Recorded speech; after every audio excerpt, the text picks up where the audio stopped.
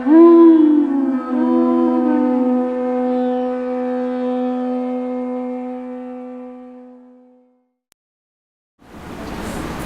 Namo Bhagavate Vasudevaya.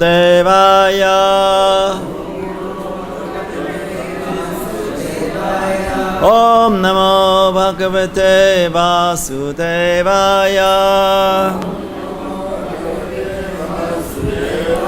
Om Namo Bhagavate Vasudevaya.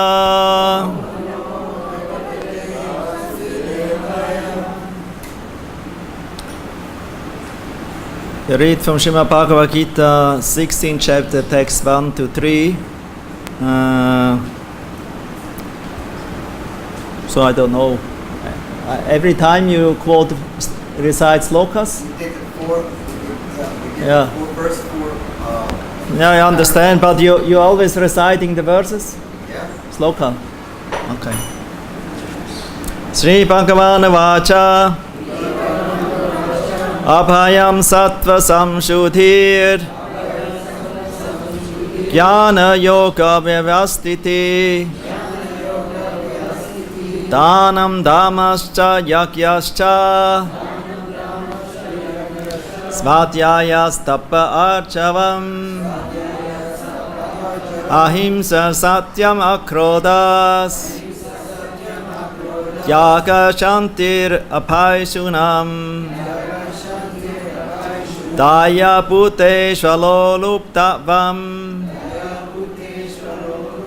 Madhavam Rirachapalam Techakshama Triti Shaucham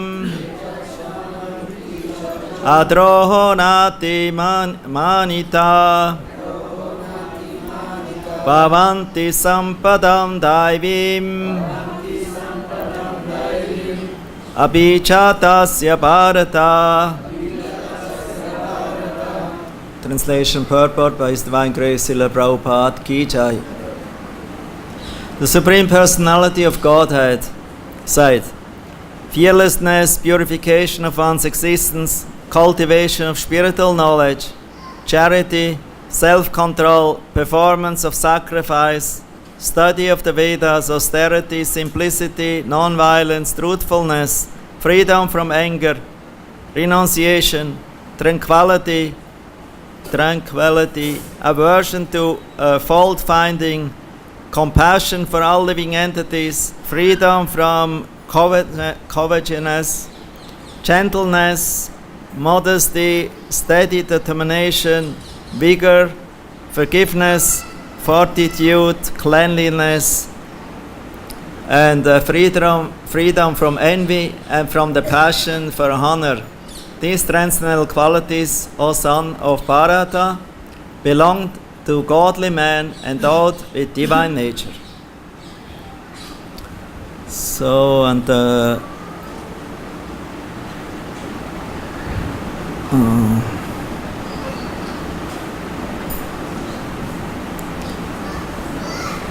Jnana Yoga, huh? So, what I have to find. This.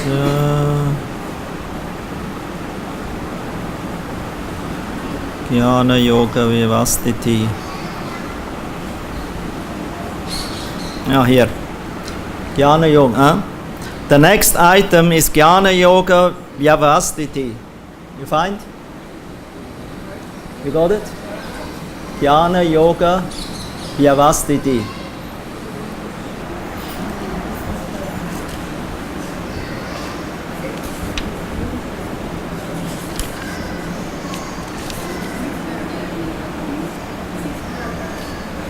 Jnana Yoga. 1, 2, 3, 4, 5. The fifth paragraph. Huh? Yeah, next item is charity. Yes. I have 2. Jnana Yoga. Jnana Yoga you already had? Not. Jnana Yoga. Jnana Yoga. Yeah. And you didn't have? Yeah. Not. Yes or no?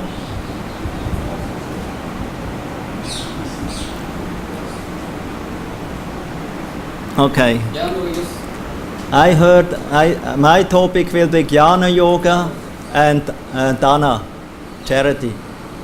These two. The next item is Jnana Yoga Vivastiti. Being engaged in the cultivation of knowledge, sannyasi life is meant for distributing knowledge to the householders and others who have forgotten their real life of spiritual advancement. A sannyasi is supposed to beg from door to door for his livelihood, but this does not mean that he is a beggar. Humility is also one of the qualifications of a transcendentally situated person. And out of sheer humility, the sannyasi goes from door to door, not exactly for the purpose of begging, but to see the householders and awaken them to Krishna consciousness. This is the duty of a sannyasi. If he is actually advanced and so ordered by his spiritual master, he should preach Krishna consciousness with logic and understanding. And if one is not so advanced, he should not accept the renounced order of life. But even if one has accepted the renounced order of life without sufficient knowledge, he should engage himself fully in hearing from a bona fide spiritual master to cultivate knowledge. A sannyasi, or one in the renounced order of life, must be situated in fearlessness, sattva samshuddhi, purity, means ahimsa, fearlessness, sattva samshuddhi, purity, and jnana yoga, knowledge. The next item is charity. Charity is meant for the householders. Householders should earn a livelihood by an honorable means and spend 50% of their income to propagate Krishna consciousness all over the world. Thus, a householder should give in charity to institutional societies that are engaged in that way. Charity should be given to the right receiver. There are different kinds of charity, as will be explained later on. Charity in the mode of goodness, passion, and ignorance. Charity in the mode of goodness is recommended by the scriptures, but charity in the modes of passion and ignorance is not recommended, because it is simply a waste of money. Charity should be given only to propagate Krishna consciousness all over the world. That is charity in the mode of goodness.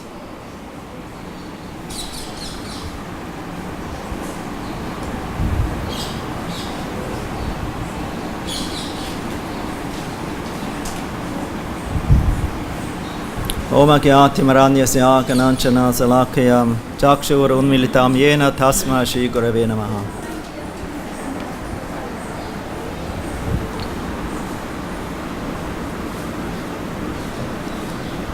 So in this chapter of Bhagavad-Gita, 16 now we start, 15 finish. In the 15th chapter, Krishna began to describe the banyan tree with its branches and secondary branches. And these branches are going up and down like a banyan tree. These branches are going ups and downs.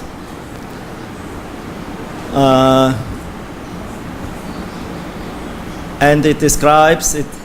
It's a symbolical, picture given how to understand the material existence. That everything is actually a perverted reflection from the spiritual world.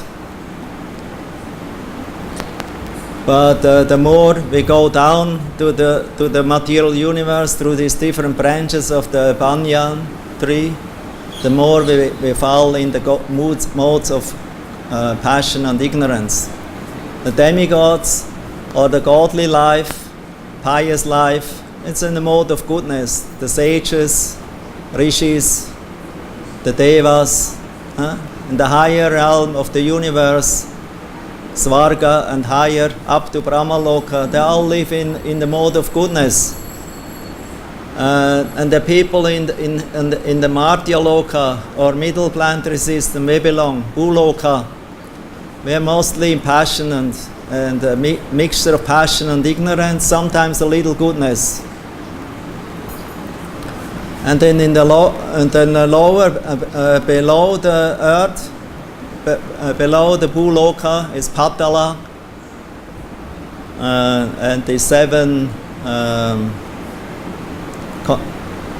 places of where the empires live, and this is dominated by the mode of ignorance. And because we are in the Earth planet, we are in the marginal or middle planetary system, we always have the chance to lift up, to elevate ourselves in this banyan tree to the higher worlds, or even go out of this material universe with the 8 layers and go to Vaikuntha, to the spiritual world, to join there and become an associate of the Lord by the Lord's mercy. Or one can also go down to the lower regions. There are certain philosophers or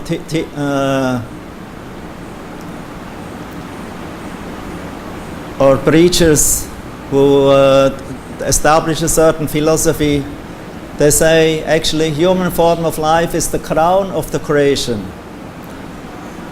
It's the top of the creation, and it only can go naturally from life after life. We can only become better and better. We will never go down. We never can fall down. Because this is already the high point. No, we can only improve ourselves to more subtle entities, become angels, or devas, or rishis, or whatever, go up to Brahmaloka. But this is not the version of the scriptures, because they say we can also go down again to the lower species of life. Not only humans, and also, I would say, with polluted consciousness, but also insects and plants and animals like that. Anyway, the human form of life bears it's a responsibility. It gives us a wonderful opportunity to choose either to become attracted to godly lifestyle or to demoniac lifestyle. According to Sangha, according to association, we develop quality. Sangat sanchayate kama krodha pachayate. Asat sangat yaga e vaishnavachara. Stri sangha Krishna bhakta asadu ara. Therefore, Lord Chaitanya, he recommended all his followers to associate with sadhu sangha, sat sangha, with devotees, and avoid the association of non-devotees who have no good qualities.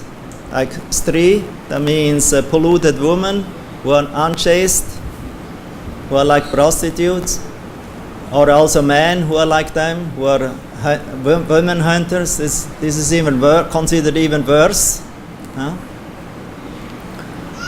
Stri Sangha Krishna Abhakta, those were not devotees of Krishna, and Asadu. Asadu is opposite of Sadhu. Sadhu means saintly personality with Sat quality of goodness, and Asadu is somebody who has very bad qualities. In Kali Yuga, we practically can remember more our bad qualities than good qualities. Therefore, sometimes we are surprised that there are so many wonderful qualities. There are 26 Krishna explains here, and there are even more in the scriptures. Also, Prahlad Maharaj in the 5th canto, 18th chapter, text around 20, he gives a list of 26, he gives also a description of saintly qualities. And in Prabhupada, in that purport, he mentions the Chaitanya Charitamrita, the Adi Lila, where Krishnadas Kaviraj Goswami describes about one Vaishnava who was the head priest of the Govindaji temple at that time. And that devotee, he had all very wonderful qualities.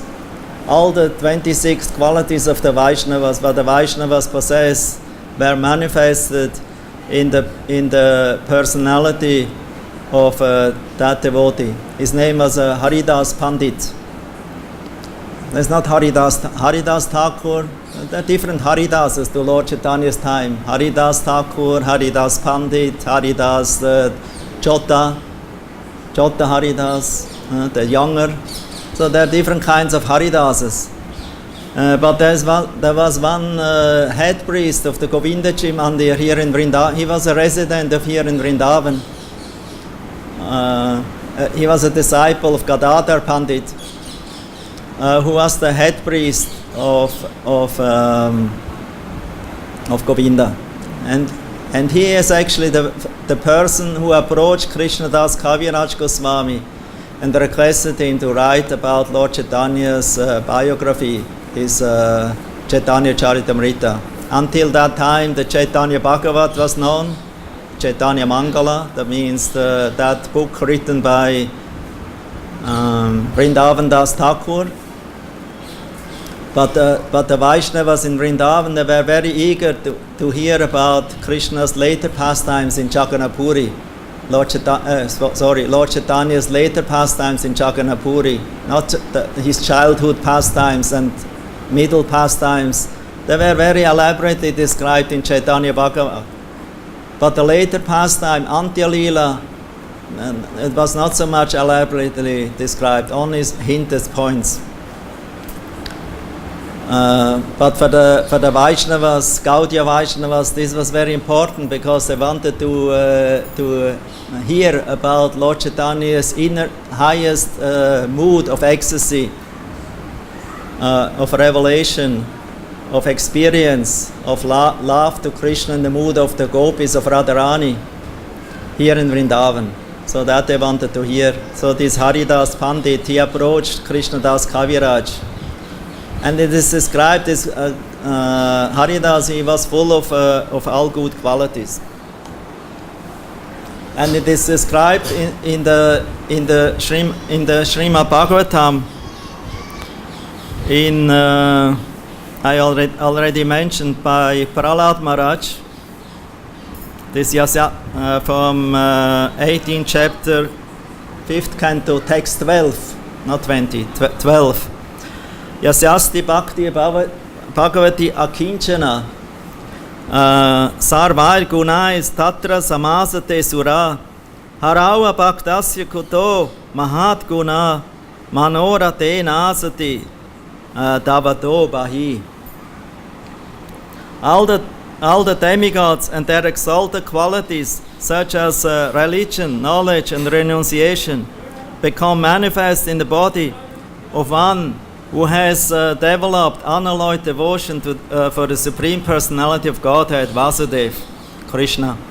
On the other hand, a person devoid of devotional service and engaged in material activities has no good qualities. Even if he is adept at the practice of mystic yoga or the honest endeavor of maintaining his family and relatives, he must be driven by his own mental speculations and must engage in the service of the Lord's external energy, Maya. How can there be any good qualities in such a man? So here Prahlad Maharaj in this verse, in his prayers to Lord Nrsingadev, he makes it very clear. It is the mentality, and association of a certain mentality what creates or manifests the good qualities in ourselves. Of course, the jiva, by its nature, because we are eternal part and parcel of Krishna, Mama Vamsa Jiva Loke, Prabhupada is quoting here in the purport, Jiva Bhuta Sanatana, Mana Shastan Indriyani, Prakriti Stani Karshati. So because the jiva is an eternal part and parcel of Krishna, of the Supreme Lord, so as a part and parcel, it's like a drop, has a same quality or chemical substance of salt and etc. of the sea, of ocean. But the drop can never be the ocean himself. There's always a distinction, the ocean and the drop of the ocean. Qualitatively the same, but quantitative big. So that means like the ocean drop has also some of the quality in minute quantity, but of the ocean, of the whole ocean, but never in the same amount, but in minute quantity. We have the same. The jiva has the same qualities of the Lord. These godly qualities. It's called Daiva Sampat. There's Asura Sampat and Daiva Sampat. This is a mentality. Mentality, a program what we carry with us, what the jiva is carrying with it from one body to another, due to association. But the jiva is never, I would say, actually 100% asura. Because every jiva is an eternal part and parcel of the Lord. But the more we come in contact with the modes of nature, especially rajas and tamas, and with the demoniac qualities of these gunas or qualities, then the jiva, because it's very minute, feels himself identified with the material modes, with this Maya, and forgets by Maya's influence his eternal identity as a servant of Krishna. And therefore, forgetfulness is the cause of the material existence, of the bodily conception of life. This is our great illusion. This forgetfulness, what we actually are.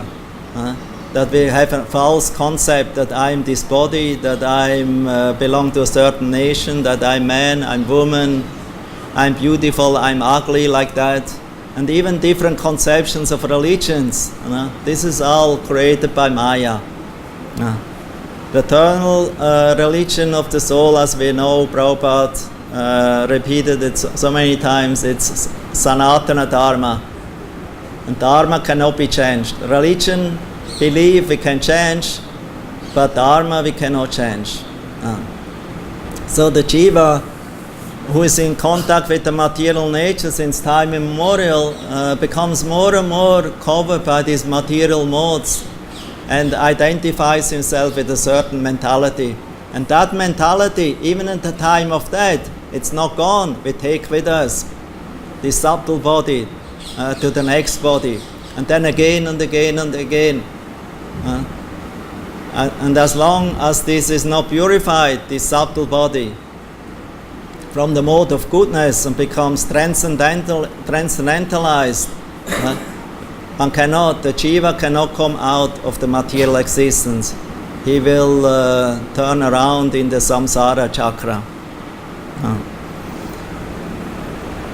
So here in this 16th chapter, Krishna explains first that 3 verses with the good qualities, divine qualities of a personality, who is in goodness, and who is a sadhu, saintly person, and then the whole chapter he describes in the 16th chapter the demoniac, the asura sampat, the demoniac mentality. But first, to understand the demoniac mentality, he explains first the 26 qualities of a saintly person. And these saintly persons or qualities are not only for the sannyasis or for the brahmacharis, they're throughout the varna and ashrama system. Actually, the varna and ashram system was created by Brahma. Sannyas, kshatriya, vaishya, shudra, sannyas, Vanaprastha, Brahmachari, Grihastha, and then these other Varnas, they are created from the beginning by Brahma. So the Sannyas order was created, the Brahmanas were created, the Shudras were created, all these different Varnas and Ashramas, occupations of the embodied living entities, that were created in the beginning already. And also their occupation, yagya, study of scriptures. Therefore, Brahma, when he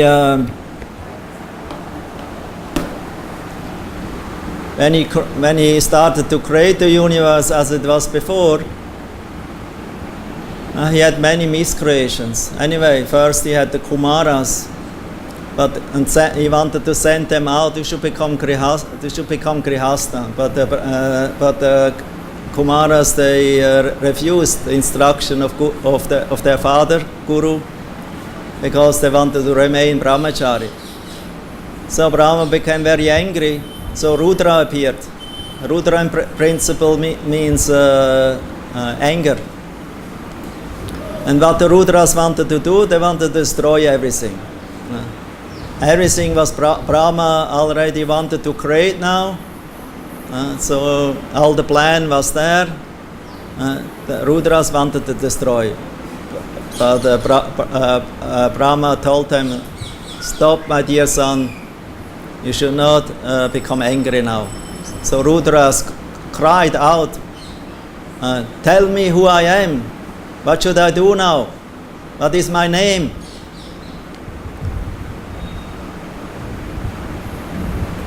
So Brahma replied, because you became very agitated and cried very loud, your name is Rudra. Somebody who is crying, who is becoming angry. He's in Raudra. He's in this Tama mood. My dear son, you should not destroy universe now. You should now retire. In the end, you can do that. In the end of my day, you can destroy partially the universe, but now you should become a yogi and become shanti, peaceful, and try to meditate in knowledge. So Shiva, he is actually the founder of the Gyan, the knowledge. He is establishing the Gyan for the yogis and for the Gyanis who study Vedanta. So he's and actually thanks to Shiva, actually this knowledge is very much available in this material world.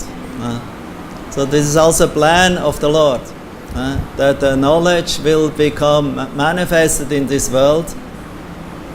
And Shiva, through his meditation, through his dhira mentality, soberness, he became very deep, and he actually started to think about the well-being of the universe and not of the destruction. Therefore, Shiva, if Rudra is in the Shiva mood, in meditation, he is auspicious for the universe. And if he is in Rudra mood, anger mood, then he is inauspicious. He destroys everything. That's ignorance. So Brahma, after he sent Shiva in the forest for meditation, to meditate about the well-being of the universe and to establish the process of yoga through Gyan, he started further to create the universe. And there were also some living entities of his creation who wanted to even attack him and do so much harm. So and then Brahma even had to run away. So and even he himself also became lost to his own daughter, Vak. One of his qualities that he manifested is Vak, speech. and this became a woman. And this beautiful woman, like women, they like to walk, speech, speaking, flirting, speaking, giggling. So Brahma, he had some attraction to this walk. This was very subtle, because in Brahma has not a cross body. It's all on subtle platform, like in our mind. So immediately your mind becomes dragged away, and in this sound vibration of a woman's singing or speech or laughing. Immediately the mind, you cannot control it. Everyone in this material universe, you cannot control that, because this is the Adi Maya. It's the Maya in form of the woman, in form of the nice, beautiful voice who drags away the mind, even of great ascetics and yogis, and even of Brahma himself. So his sons, Prajapatis, 9 of them, they started to, in a friendly way, chastise their father. They actually told him in a humble way, not in an aggressive way, in a fault-finding way. It was not very nice what you made. This is a very bad example for the universe. Later on, others will follow that example. Therefore, you should rectify that. And what Brahma did, he gave up that body, that thought, actually that idea, that thought, of enjoying his daughter, he gave it up. He threw it away, and darkness, the darkness appeared. This darkness in the night appeared from that body, but he gave up. And then after he gave up that body, his body became purified from all anger, illusion, maya, passion, and he became situated in the mode of goodness. He was in a peaceful mood. And what emanated from that mood? The Vedas. The Vedic hymns. The Vedic mantras from Rig, Sama, Yajur, Atharva, the Puranas, Itihasas. All this originally this is all Shabda Brahma. This is all transcendental sound vibration. Also the Sanskrit alphabet manifested, the music notes manifested of ragas, the Gandharvas, everything was manifested from very beginning, and also the different varnas and the different ashramas. And Brahma, who is the original creator, also secondary creator of this universe, he actually thought about the well-being for the universe, and from that,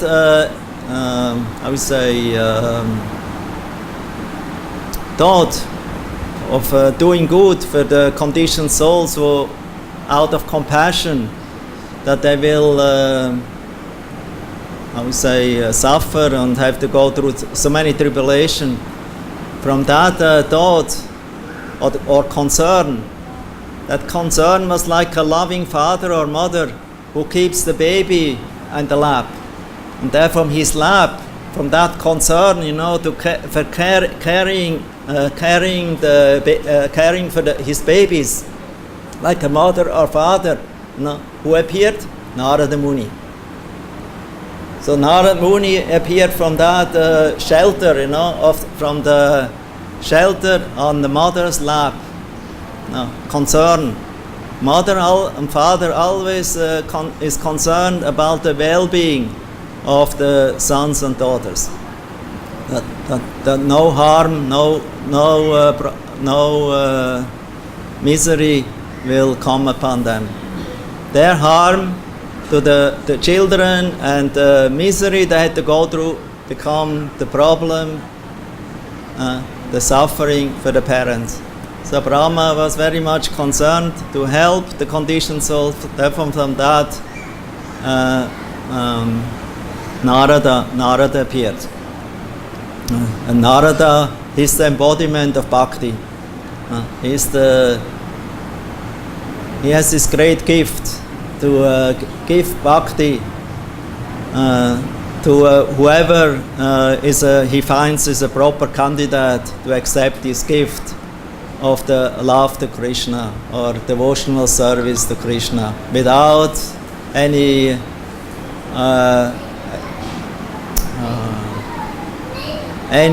attachment to result. This is called Naish Karma. Naish Karma. So Bhakti Yoga is Naish Karma because it gives only that kind of bhakti actually satisfies the soul. That's stated also in the Bhagavatam. No, this is verse. Ahaitukya pratiyata yayatma suprasidati savai pumsham purodharmo yato bhaktir adokshache. Only that devotional service what is without false motivation and what is uninterruptedly performed, that is called parabhakti, paradharma. Paradharma is parabhakti. It's without interruption, ahaituki, apratiyata. Apratiyata means without interruption, steadily, and ahaituki, without any cause, without any selfish motivation. Only that will satisfy the self. Yayatma suprasidati. The Atma becomes satisfied. So as long the Atma who is embodied in this material world, especially in the human form of life, we always have these demoniac and the godly qualities opportunity to choose according to association. Prabhupada, one time, he told in Satya Yuga,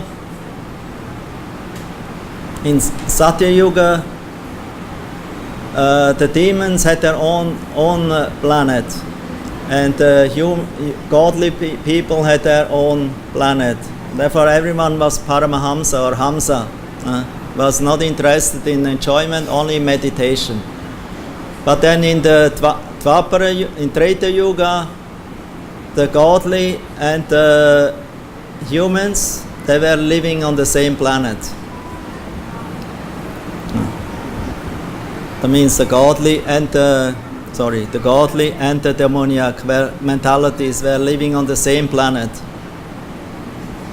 Then in the Dvapara Yuga, the godly and the demoniac were living in the same family. And in the Kali Yuga, it lives in everyone's heart. So it's this Daiva Sampat and this Asura Sampat mentality it's in everyone in the Kali Yuga. And according to association, one or another becomes prominent. But one always have to be careful with the mind, because the sitting place of sin is mind, the senses. The mind is the central sense. So if we give the mind the chance to associate with lower modes of a demoniac quality, naturally this quality takes over. And if we are taking more attraction to godly quality take over. If we all now ask ourselves how many good qualities you have and how many bad, maybe we'll find out we have more bad quality. The godly qualities maybe we cannot recognize so much, because that needs the mode of goodness. Because the mode of goodness is like a mirror. It makes everything clear. Therefore Lord Chaitanya said, Cheta Darpanam Archanam Bhava Mahadavakni Nivapanam Shaya Kairava Chandrika Vidyava Du Jivanam. And by Sankirtan, Paramvichai Desi Krishna Sankirtan, the mirror of the heart become cleansed. And when the mirror was very dusty now, very dirty, covered by so many layers of dust from accumulated consciousness, lower consciousness since time immemorial, if this mirror become purified, then we can actually see our real divine nature. And then naturally, as Prahlad Maharaj says in this verse, yasyasti bhakti bhagavati akinchana. Naturally, by a devotee who is associating with other devotees will develop saintly quality, like demigod or saintly qualities. So, and the more we associate with the sadhu sangha, sarva shastra koi, lava matra sadhu sangha, sarva siddhi hoy, the godly quality become manifest.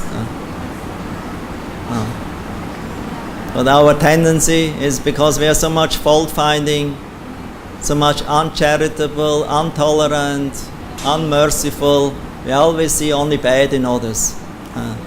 And in this way we are creating offenses, and we have no opportunity to engage in devotional service, to become recognized by the Lord and by the Lord's devotees. This is a lamentable position. So, therefore, when we need knowledge. A sannyasi naturally has this knowledge. He develops this knowledge. He studies Vedanta. Actually, the duty of sannyasi, of the Vedic sannyasi, is to study Vedanta. This is made for sannyasi. Shudras and Vaishyas and even the Kshatriyas, they have no capacity to practically study Vedanta Sutra. You have to be Brahmana for that. You have to be sannyasi, ultimately, to become completely renounced in Vairagya, in Jnana. Jnana and Vairagya, they go together. So therefore the sannyasi, Vedic sannyasi, is studying scriptures to attain Vairagya, detachment from this banyan tree described in the 15th chapter, to cut its branches, top from lower, middle and higher, to come ultimately become liberated and attain Brahman, the spiritual platform, and if he is very fortunate, Vaikunthas, Koloka, the spiritual world of the Lord. So the sannyasi means he who goes out of the material existence. He's a renunciate. So, therefore, the only occupation of a sannyasi is practically either to live for himself, don't work for anyone or do any materialistic activities in the society, has no obligations. He stepped out of all of this, he's retired, he's completely detached, and live in a solitary place. Therefore, there are different kinds of sannyasis. There's those who are collecting only grains on the field, Kutichat and Bahudak, and then the Parirajikacharya, and then the Hamsa or Paramahamsa. They're the four. Already, they're also given by Brahma from beginning of creation. He even thought about the different orders of sannyas.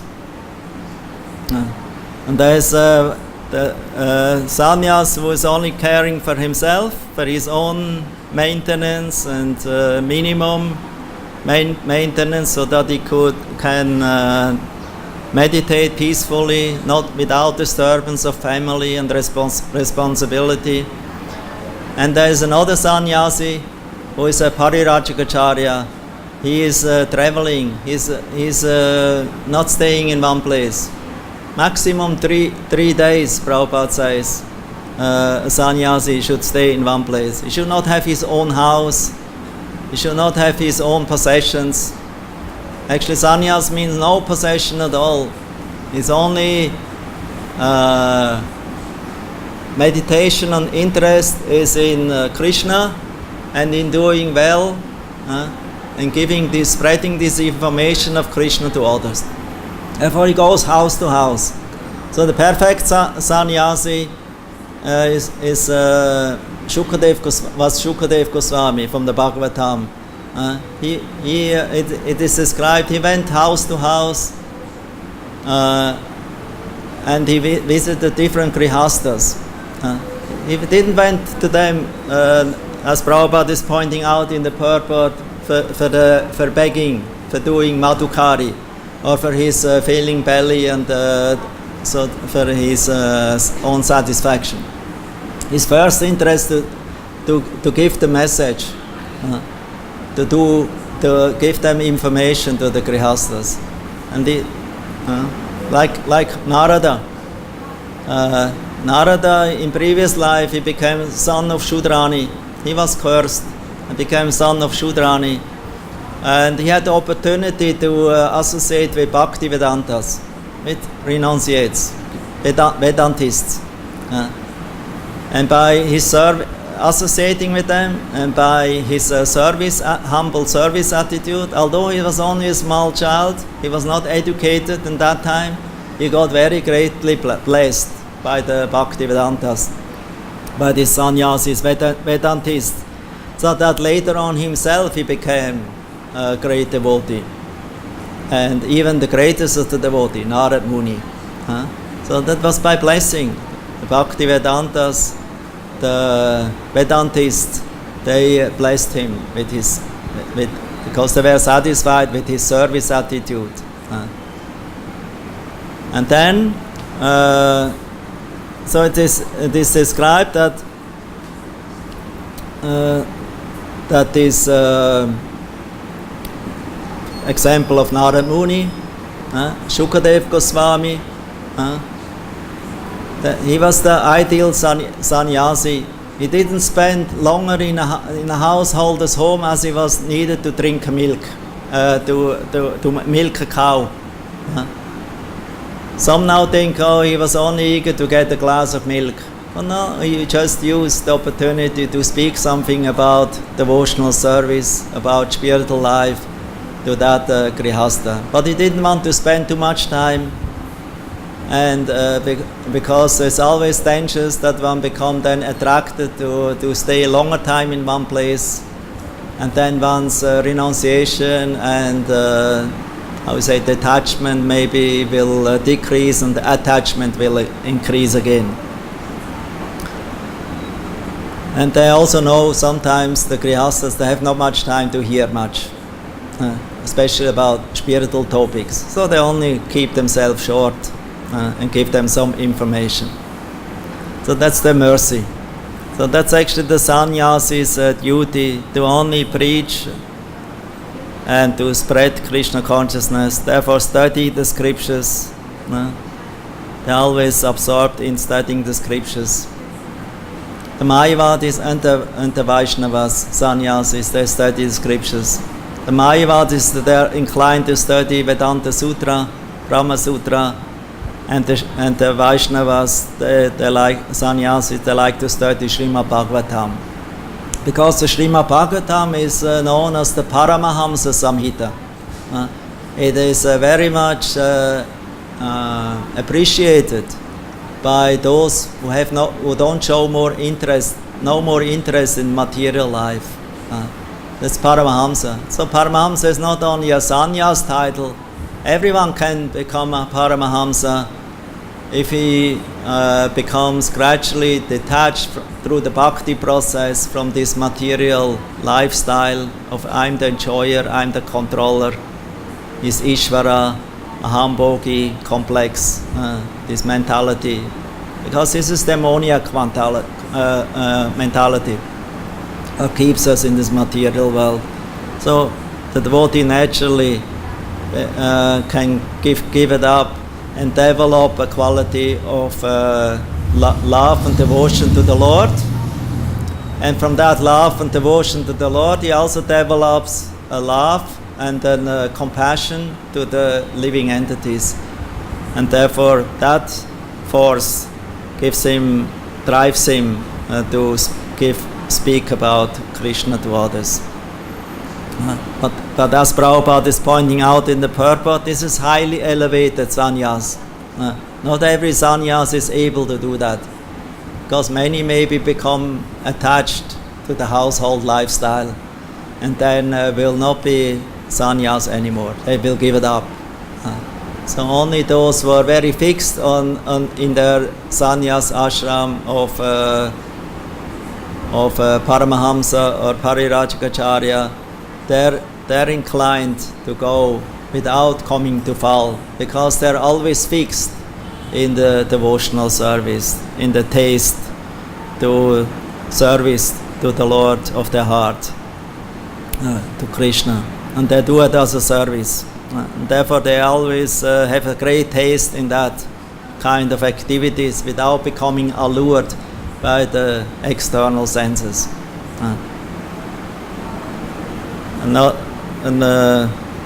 I know it's two topics I have to. One is sannyas, other one is grihastha topic, dana.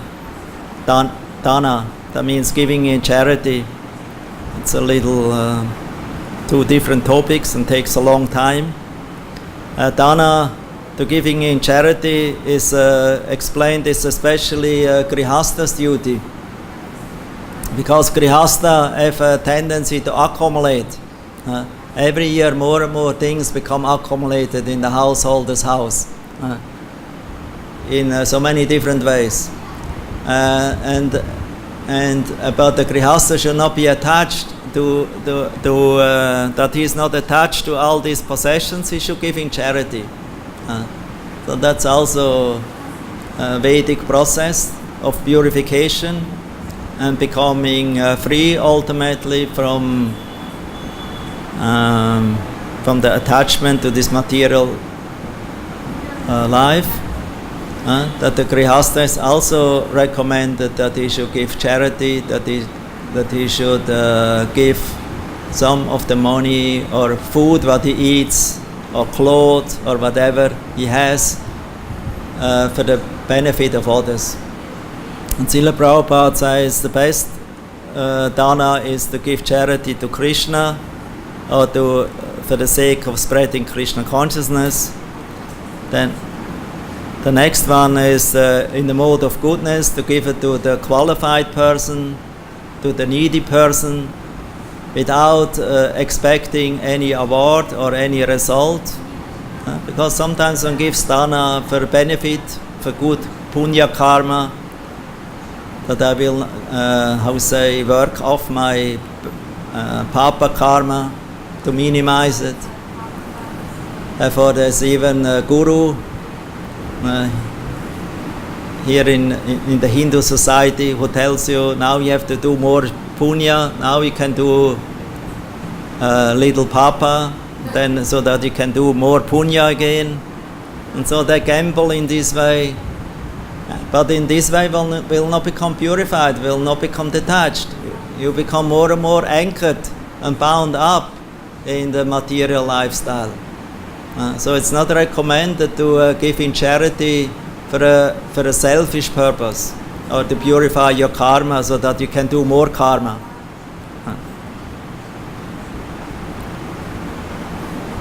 So this is in the mode of passion.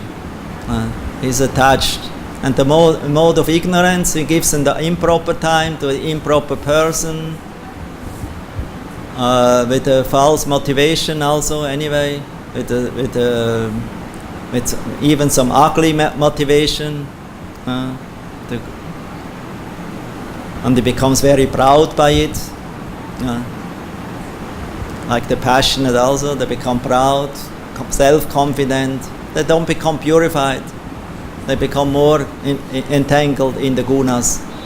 So at least one should learn how to give dana or charity in the mode of goodness, without expectation, to a worthy person and the right proper time, place, circumstances,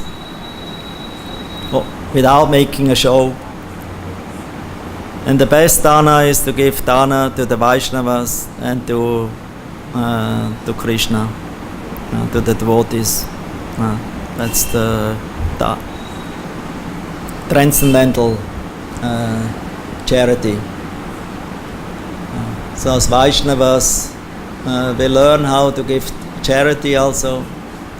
You are grihastha, then you give in charity, give donations to the temple or for the Sankirtan mission, or one distributes prasadam or invites guests like that, and giving food or clothes to somebody.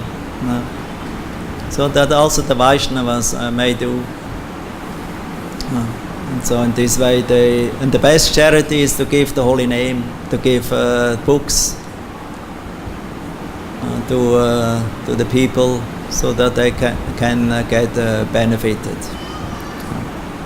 So, we can speak much, but at one point we have to stop also.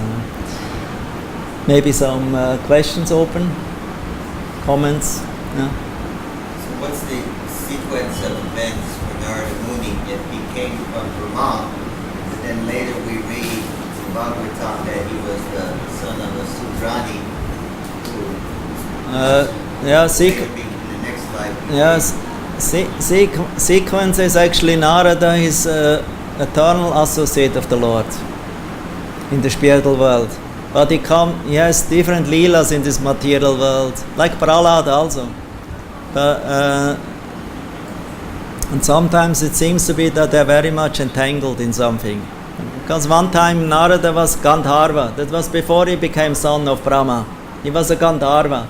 And Gandharvas, they're very nice singers, musicians. And they're always surrounded with groupies, of nice girls, who are dancing and singing with them. Like the modern pop stars, They're all like Gandharvas, a little in tamas and in passion also. Not in goodness so much. So these Gandharvas, they're quite in passion. They also have inclination to goodness, but sometimes they become influenced too much of passion. And the demigods, sometimes they also have Harinam in the Svarga Loka. So if a Sankirtan party is passing by, it is a duty of everyone to follow the Sankirtan party. Never sit. Never remain sitting if Sankirtan is going on. We should not sit. You should join the Sankirtan party. Otherwise, it's considered an offense. But this Gandharva, he was not joining the Sankirtan. He was not chanting the holy name. On the contrary, he started to sing with these girls together about cinema songs, and Laufschläger. And the demigods became very angry, upset about him, and they cursed him, that he cannot remain here in Svarga as a Gandharva. You fall down to earth and become son of Shudrani. And that's how that Gandharva came to the Svarga, to our planet, son of Shudrani. Then he had the opportunity to associate with Bhakti-Vedantas, with the Sadhyasis. And by their mercy, he got a taste in devotional service, in hearing about Vedanta and knowledge about the Lord and about one's real identity and relationship, so that he learned. Then after his mother died and the Bhakti-Vedantas earlier left, then he left the home and he went to a forest where he started to sit and meditate according to guidance of the Bhakti-Vedantas. And there he got the darshan of the Lord.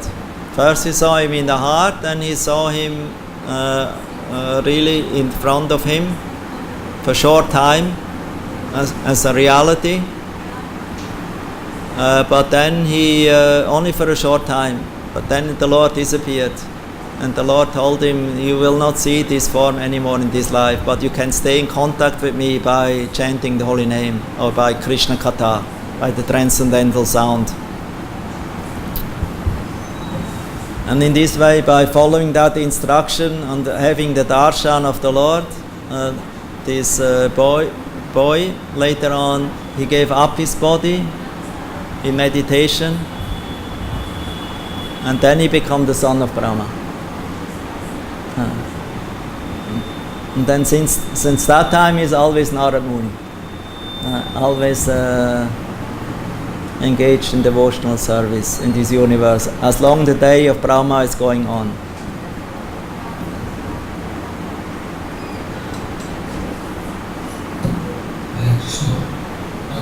Hare Krishna. You said in Kali-yuga, It's very difficult to hear, because it's a span. in Kali-yuga, the demon is in our heart. you said. Actually, in Bhagavad-Gita, it says that Krishna is sitting in the heart with the soul. So now you say demon is sitting also in the heart. So can you explain that? No, how is that demon? not in the heart of the soul, in the heart that means in our mind. Actually, the mind is in the heart. It's not here. Mind is in the heart. Here is only the brain. But it's like the soul and the subtle body. The intelligence and the mind. The subtle body is in the heart with the soul together. But the soul is like the sun, who penetrates the whole universe. It means the consciousness, or you can perceive the consciousness and also the mind and the ego throughout the whole body, from the bottom to the bottom. But the sitting place is the heart. It's not here. Here only is brain.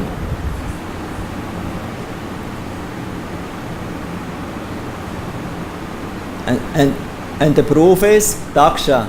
Daksha head was cut, and they put another head ultimately on him, but the Daksha consciousness remained.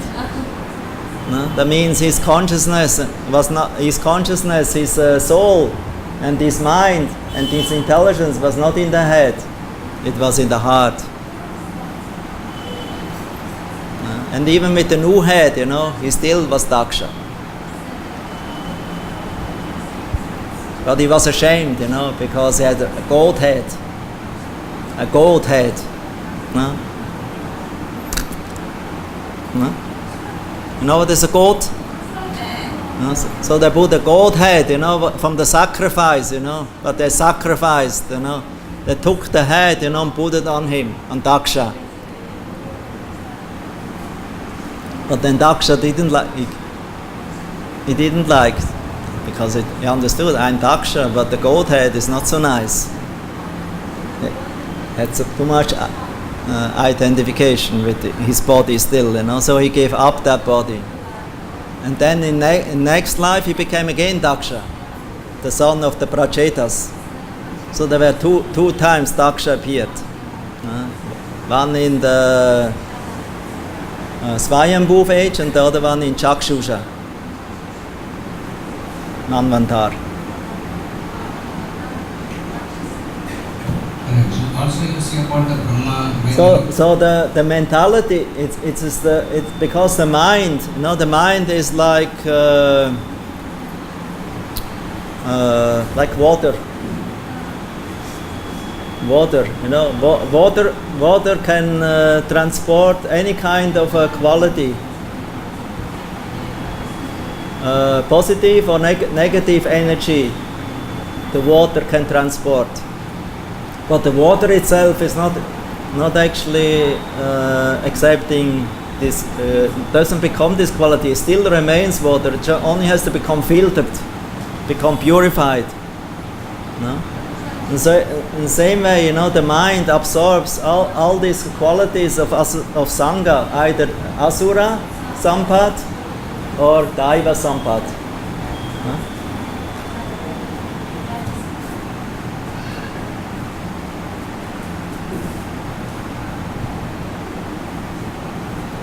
And according to the association of the mind, it accepts that quality. That means either Asura or Sura.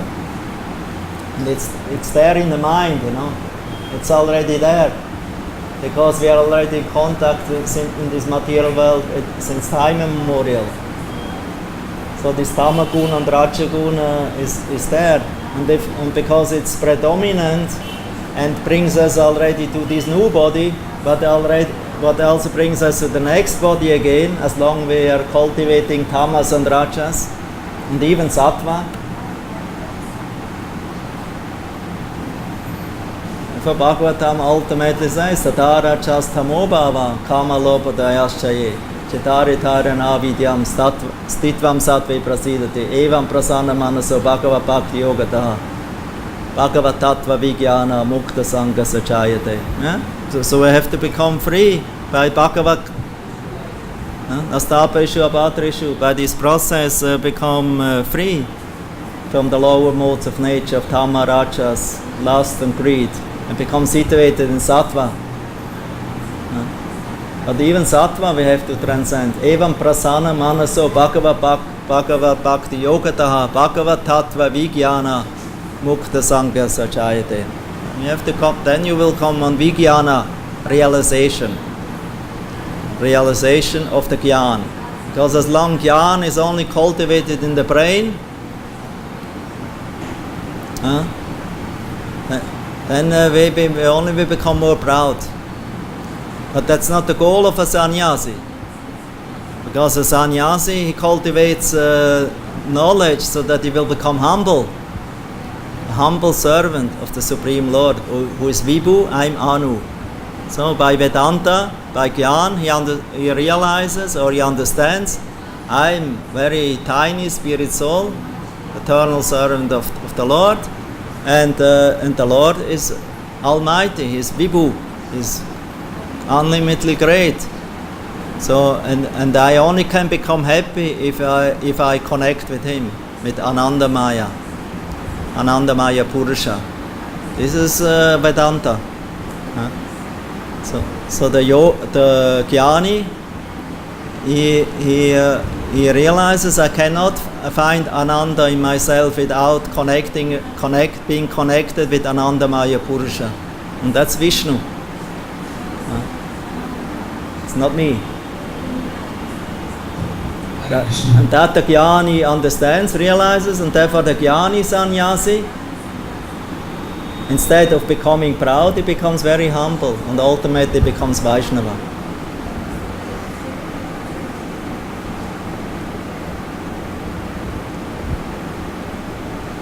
Otherwise, Jnana Yogi sannyasi, the maximum what he can attain is salvation in Brahman,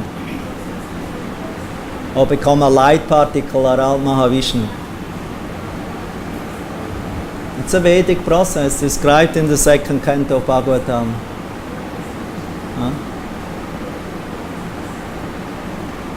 Shukadev describes this path, the two Vedic paths. One direct, one indirect.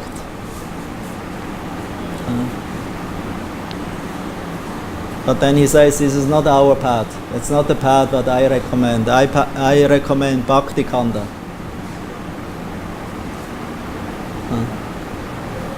Means hearing about Krishna and engaging in hearing, chanting, remembering about Krishna. This is Bhakti. This is Shukadev's path. He's not propounding the Vedic path of Jnani Sannyasi and or Jnana Yogi, step by step. Krama, Mukta, and step by step. He goes to the different spheres of the universe. Like somebody who wants to renounce household life. Before you renounce household life or your material lifestyle, you think, so now I use all my money and go first on a world tour and spend everything, and if I have seen everything, then I renounce. This is the mukta, the krama mukta. It's always dangerous that somewhere you will entangle yourself, and then it's finished your liberation, your sannyas. That's the risk of the krama mukta. And the one who is directly going to the Shishumara chakra and ultimately attains Brahmaloka, and there he stays for until the end of Brahma's life, and then he will go to the spiritual world.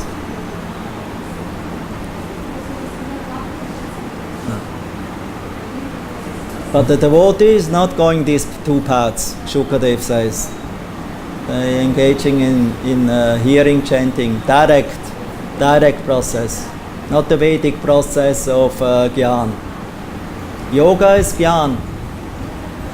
It's established by Shiva. Therefore, Vyasadeva was not happy, but when he compiled Vedanta Sutras, Brahma Sutras. He was not happy. He felt still empty inside because he didn't give the bhakti direct. Therefore Narada came and hinted to him, you are not happy, Prabhu, because you didn't explain the devotional service, bhakti to Krishna. Although in other Puranas it is described that this is always mixed with some kind of demigods and with some benefits that you will gain if you do this and that in bhakti. So it's mixed. But the pure bhakti becomes very clear ultimately in the Srimad Bhagavatam.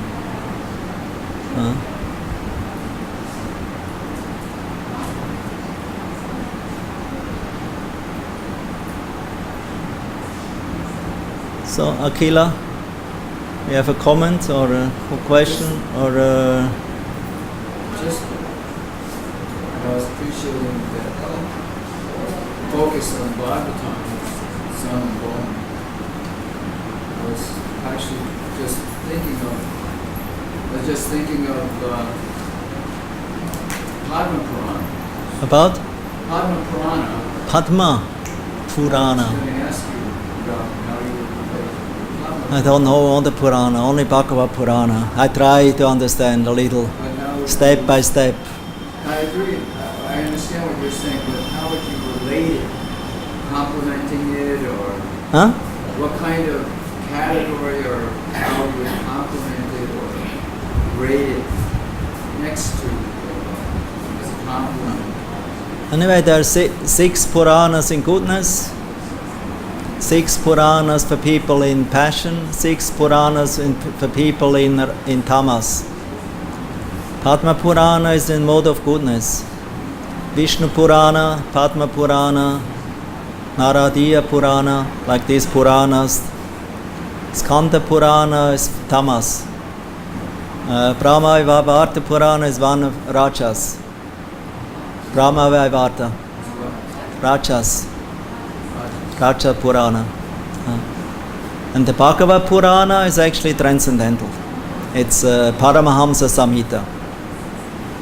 Last section. It's above the gunas.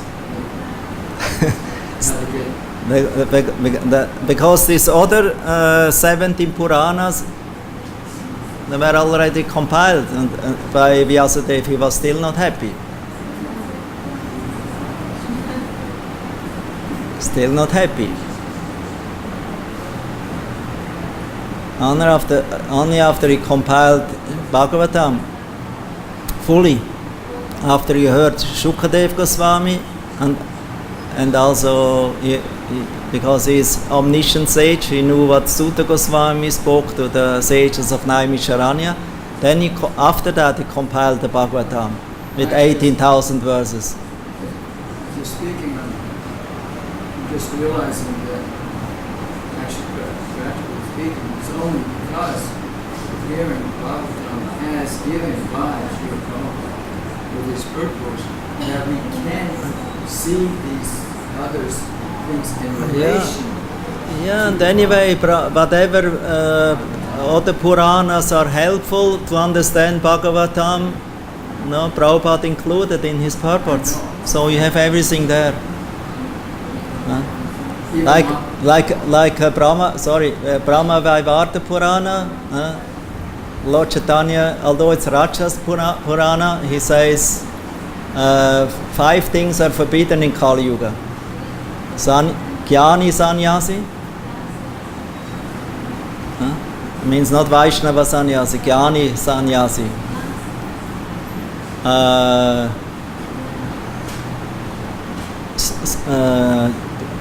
Cow sacrifice and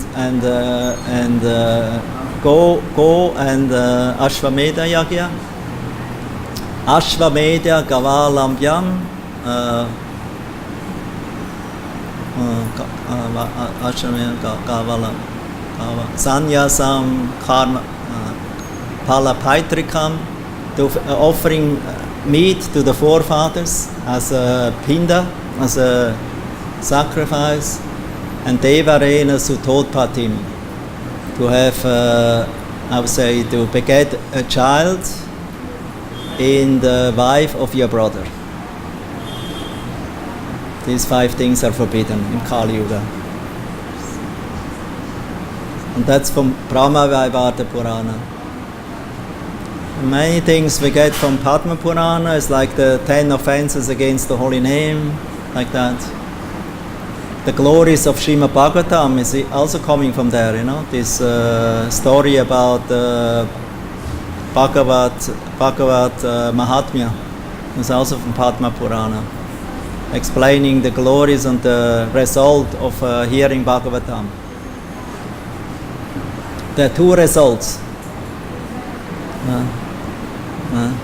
The first attention of the public was not very focused on hearing. There were actually a lot of unattention. But there was one, he was a ghost. But he took shelter in a bamboo stick who had 7 knots. Means 7 days. Bhagavatam was recited in 7 days. So every day, because he's a ghost, you know, he has to have a shelter in a tree or in a bamboo stick. Otherwise, he cannot be steady. And that example is given. If you hear Bhagavatam, you should be steady, fixed, not wavering around like a ghost or like the wind in the Bhagavatam class and speculating about whole universe or family problem or life. Fix on the subject of Bhagavad. And this ghost, he was suffering, you know, and became a ghost. So he took shelter in that stick. And every day after Bhagavatam was recited, one knot was exploding. Pum, pum, pum, pum, pum. And after 7 days, the ghost, you know, became liberated. Means a Vaikuntha airplane appeared and to pick him up. And all the audience of the Bhagavatam were amazed, you know. And what happened with us? We are still here. They didn't pick us. They didn't pick up us. And then the Bhagavatam reciter, he told, you know, because you were not attentive enough like him. And then they wanted to have a second chance. Okay, let us again start Bhagavatam. So this time with full attention. Same thing applies to chanting. Chanting, same, yeah. Yeah, because if you're chanting with monitoring and spacing out, you know, like a ghost, then you don't have this result. Same result as when you chant attentively. Therefore, Prabhupada gave very much attention to attentive chanting. You can chant 64 rounds, you know, 1 leg, you know, like a ghost. You maybe think I'm chanted 64 rounds, but I say better you chant focus 16 rounds. So how is it my endeavors and the power of the holy name itself? It kind of 50-50 or something? Because the holy name has its own power, independent from my attention or inattention. Yeah, but if you chant offensively, you know how the holy name can save you. So it's my freedom of choice kind of comes Of association. You have to associate with good chanters. So if you associate with chanters who have a ruchi, nama ruchi, then you can develop this quality. Otherwise not. You can have sadhana for thousands of lifetimes, no chance. So you need this association of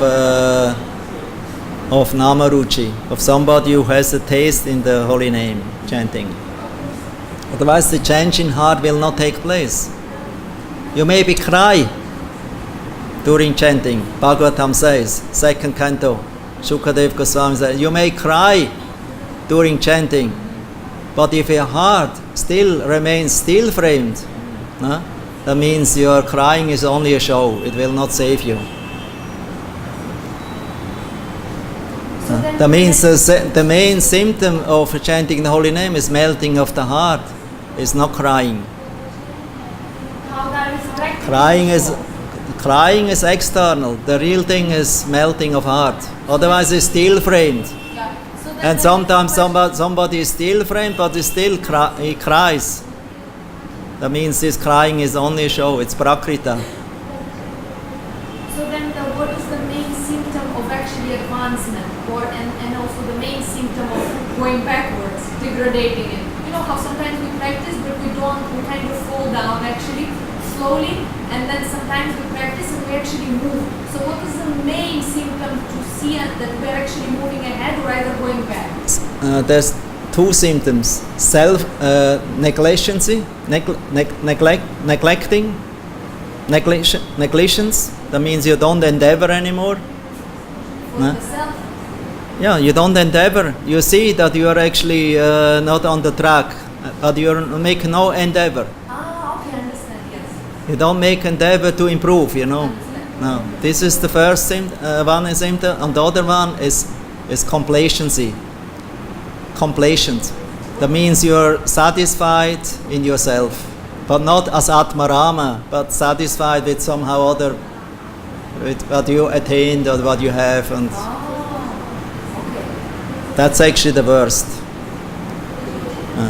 Should never become complacent or satisfied. We should, devotee, a sadhaka should every day, every moment we have to endeavor to improve and never become negligent or lazy.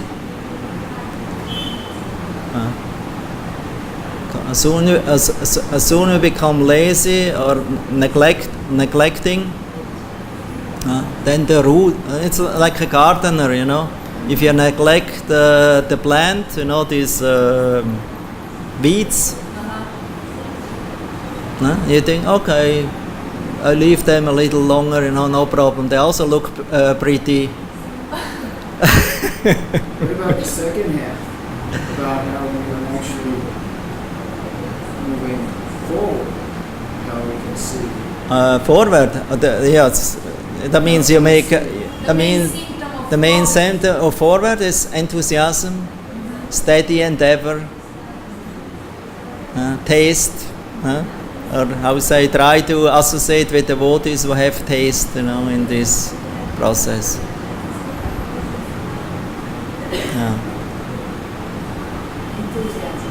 Enthusiasm, that's the main drive. Utsaha, Nishaya, Darya, Tata, Karma, Pravartana. That's the process what Rupa Goswami gives in Upadeshamrita. And to go backwards is also described in the Nectar of Instruction.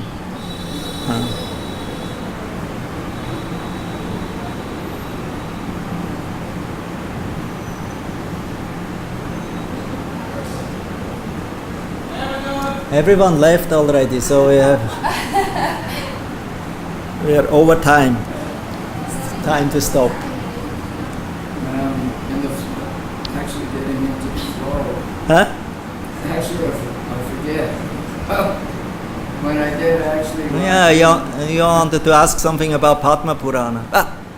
Better I don't remind you. I just came to, I'm not into all these Puranas and everything, but I tried one time, to read sometimes about, because Skanda Purana gives nice description about Purushottama Mahatmya, about Jagannath, appearance of Jagannath. And then I tried to read some stories before that, but this was so confusing, I had to give it up. Skanda Purana. Actually, I remember Many stories about Shiva, about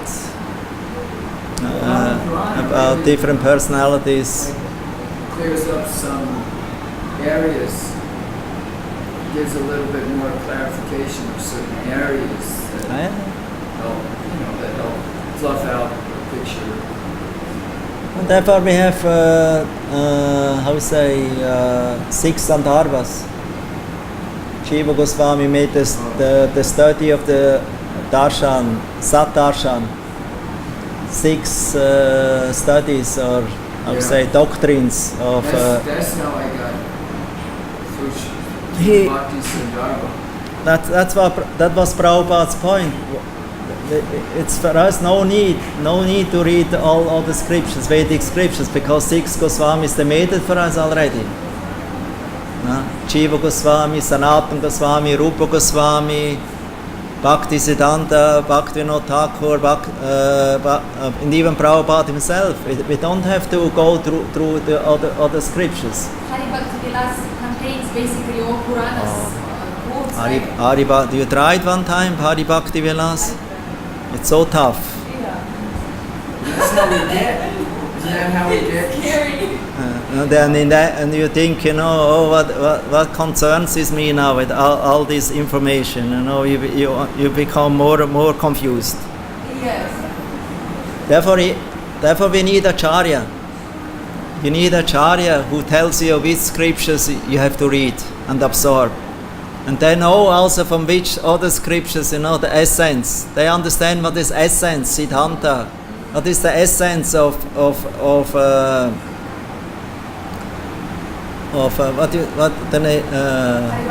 Hari Bhakti Vilas. What is the essence of the Puranas? They give you all this essence, Because the Hari Bhakti Vilas is not only for Vaishnavas guidelines. It's made for the caste brahmanas, to pacify them, to show them, actually the Vaishnavas, they also have knowledge about so many rituals. But they are not all meant for the Vaishnavas. And it was confusing. The devotees who started reading Hari Bhakti Vilas, it was very strange. I started talking to them, and it's like it's really confusing. Yeah, it's confusing. Yeah.